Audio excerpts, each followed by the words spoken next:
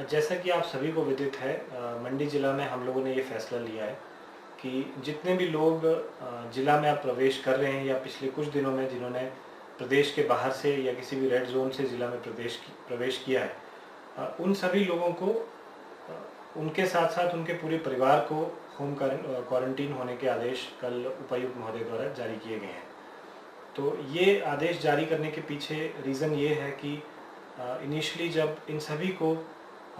अपने घर के अंदर होम क्वारंटीन होने के आदेश दिए गए थे, उसमें बहुत जगह ऐसा ऑब्ज़र्व किया गया कि इन्होंने स्ट्रिक्टली उन आदेशों को फॉलो नहीं किया गया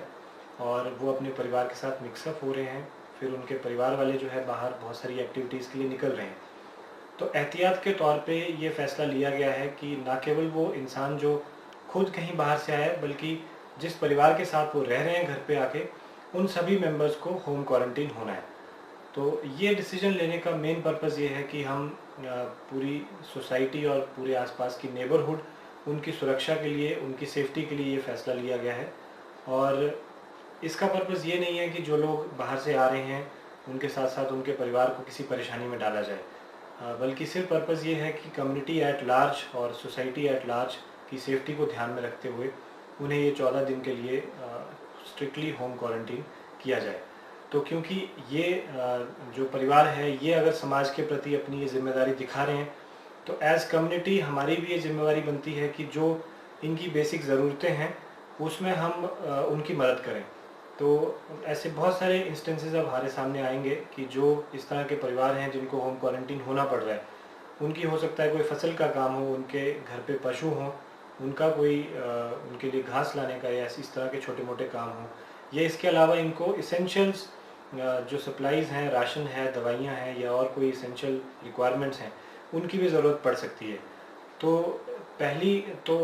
मेरी पूरे मंडी वासियों से अपील रहेगी कि आपके आसपास जहाँ पे भी ऐसे केसेस हैं जिनके घर में कोई बाहर से आया है और वो पूरा परिवार होम क्वारंटीन है,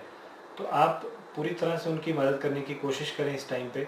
जो भी उनकी छोटी मोटी ज़रूरतें हैं वो आसपास के लोग उनकी हेल्प करें उन ज़रूरतों को पूरा करने के लिए, क्योंकि ये अगर समाज के लिए अपनी तरफ से इतना सेक्रीफाइस कर रहे हैं तो एज सोसाइटी हमारी भी रिस्पॉन्सिबिलिटी बनती है कि हम इस समय पे इनकी हेल्प करें और इनको होम क्वारंटीन को फॉलो करने के लिए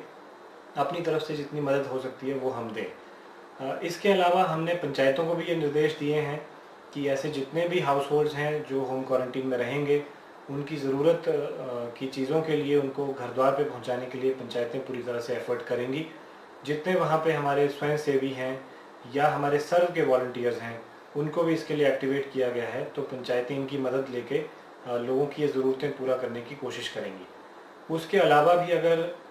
किसी ऐसी